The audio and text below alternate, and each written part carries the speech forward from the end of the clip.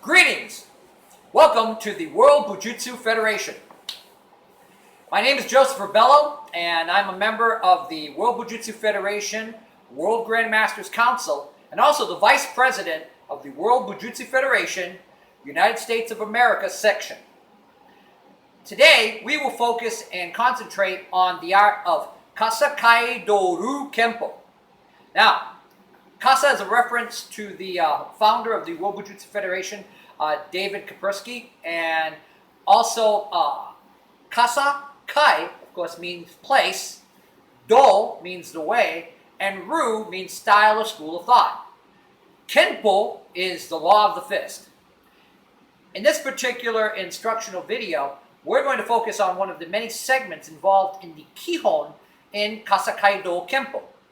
And again, Kihon means basics, and basics are broken up into the following categories. First of all, we have Dachi, or stances, Kame, or positions, Uke, or blocks, Uchi, or linear thrusting actions, or Uchi, I should say, are circular motions, and Tsuki are thrusting linear fashion actions. Then we have Yubi Waza, which are finger techniques, and of course, Kiri, kicks, and last but not least, Tai Sabaki, body shifting, or footwork. Now that being said, let's go into a short dissertation on the Tsuki, Uchi, and Yubi Waza section in relationship to Kasakaido Kenpo. Our first given Tsuki, or a linear action, is going to be the Seiken, the forefist. I'm going to move up a little bit closer for you, striking with the two major metacarpals or knuckles of your hand. In the Chinese martial arts, they refer to this as the ram's head blow, flat fist, oncoming fist, etc. Ming Chuan. In Japanese, however, that's going to be our major concentration terminology, is Seiken, the forefist. Next, we talk about our second action, which is going to be Tateken, the vertical fist. Now again, in the Chinese orientation, they refer to this as the sun fist because of the rectangular vertical position of the character for sun. Again, the standing fist. But again, Tateken is a vertical fist alignment.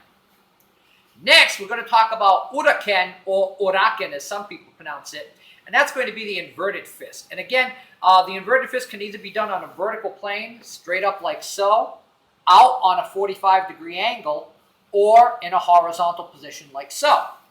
And again, in each instance, and by the way, it's also referred to in some styles as Riken. Now next, we go on to the Hitosashi Yubi Ippon Ken. That's a lot to say. It's the four-finger fist. Now again, in relationship to our previous three actions and this given strike, we're going to talk about a very important alignment. When we close our hand conventionally in a fist, we do first knuckles, second knuckles, and then lock the fist with our thumb like so. Some styles will bring their thumb up like so, pressing it against the top of the fist. Other styles, in order to make a more focused and closed fist, will extend their index finger, flatten it against the hand, and then wrap their thumb around the extended index finger. Now that being said, that can also be applied, and many times properly applied, with the Hitosashi Yubi Ippon Ken. So again, here, what we're going to do, we're going to extend our middle finger knuckle. We're going to take our index finger and flatten it against the palm of our thumb. We're then going to wrap our thumb around it. And what this is doing, this is creating lateral pressure down upon that middle finger so that basically it locks in place, so that it has no give. Now, again, in the Chinese martial arts, I've heard this referred to as everything from a lung tao, the dragon's head, again, the nose and the two eyes on either side of it.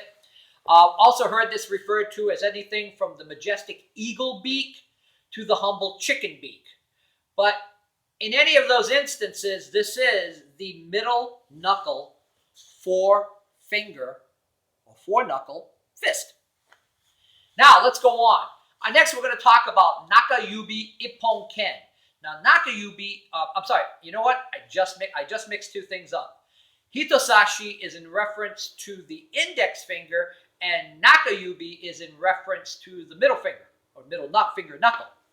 For Hatosashi, we're going to curl our index finger, rolling the rest of our fist in a conventional fist. Now, there's a couple of different alignments we can do. One is to place our thumb atop the fist and press down upon it so that it presses like an anvil and hammer, directly supported by the middle finger as well. The other alignment is to take our thumb and wrap it around so that we press inward upon our thumbnail, locking our thumb, taking our thumb and locking our index finger in place, like so. Now again, when we look in this alignment, some people refer to this as the phoenix eye because of the closed alignment here. Some people refer to this as the trigger finger, again in a conventional orientation of pulling the trigger of a pistol. But again, in either case, this is used in many different styles, and again, of course, we use it in Kasakaido Kenpo. And again, Nakayubi Ippon Ken is a reference to that middle knuckle. It's also referred to as the decorative phrase, and this is the one I love, Nakadaka Ken. That's right, Nakadaka Ken. I can never forget that way, Nakadaka. So Nakadaka Ken, that one knuckle fist, that middle knuckle fist that we talked about earlier. Now, next we're going to go on and we're going to talk about the Nihon Ken, or sometimes Nihon Yubi Ken, which is a two-finger fist. I've also heard this referred to as terms such as the arrow fist.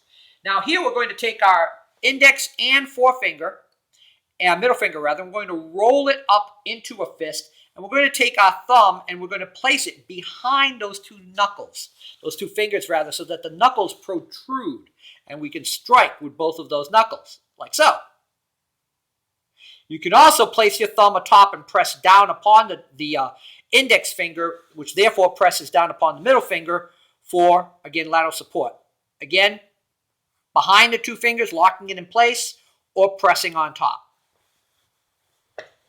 From here, now let's go on to our next given, again, Tsuki, Uchi, or Yubi Waza, and that's in relationship to the Rutoken, the dragon's head fist. Now, I know I talked earlier about dragon's head fist in relation to Chinese martial arts, but we're talking Japanese martial arts and certain Okinawan and Japanese ruha. Now, this is also known as hiraken. It basically is the four-knuckle fist, utilizing the four of your knuckles here. Now again, this can be placed here with the thumb atop the fist or the thumb in the center of the fist. But again, the key ingredient, and again, it can also be done either in a flat configuration or a slightly curled configuration. But the key ingredient is the four knuckles are the major striking surface in relationship to this given action. Also, in different systems, I believe in Goju, this is also referred to as Kaikoken. Now, from there, let's go on to our next given Tsuki, Uchi, Yubi Waza, and that has to be Nukete. Now, the Nukete, there's several different alignments. Of course, we have, first of all, Ippon Nukete, four-finger spear. Now, you can either do this in this classic extended mode with your rest of your hand curled in a proper fist. You can place your thumb atop the open section and utilize the full extended finger. The other version of this is to do a half fist so that the finger is still, the index finger is still striking, and this middle finger acts almost as a depth gauge. Again, striking like so. Note the thumb here at the top of the fist. It can also be placed at the center, but normally we like to place it at the top of the fist like so. Now you'll notice I'm not talking about alignments, horizontal, vertical, not referring to any of that right now. Our main focus and concentration is on the understanding of utilizing these various actions in and of themselves. Now, from there, if I can do Ippon Ken, then I do Nihon Nukete. Again, this can be two fingers together. Normally, it's done as a spread two-finger strike. And again, many people from the two fingers together in Nihon Nukete, they know this as a mortal man points the way, or a mortal man strike. And again, it can be done horizontally, vertically. We alluded to that earlier. Palm facing up in what some people call a mirror hand position in the Chinese martial arts. But again, we're talking predominantly about the Japanese orientation. Nihon Nukete, when you most times hear about it, it's about the two-finger poke. And it can either be done with a flat palm, like part of the hiraken, or it can be done in a conventional closed fist and the fingers are curled. And again, these knuckles can also be included in the strike, but the main function is the two-finger poke. Again, the two-finger spear. Now, if we understand that, just as a note, we can go into sanbon or sanhon sometimes, nukete, which is either a three-finger spear. If you're a Boy Scout, you'll appreciate that. Or, again, utilizing the male mudra, and it's okay when you place your fingers together, and it's okay for you, not so much for your opponent. Striking like so. And again, different alignments and positions. From there, of course, we have the traditional four-finger spear. And again, nukete. And again, you'll see two configurations. One is the natural alignment of the hand, and the second is to curl the middle finger in so that the index, middle, and ring finger are all in direct alignment with one another so the three fingers strike as a combined unit. And also pressing in laterally for support. You'll hear this also referred to as the Shihon Tsuki. Again, the four-finger thrust.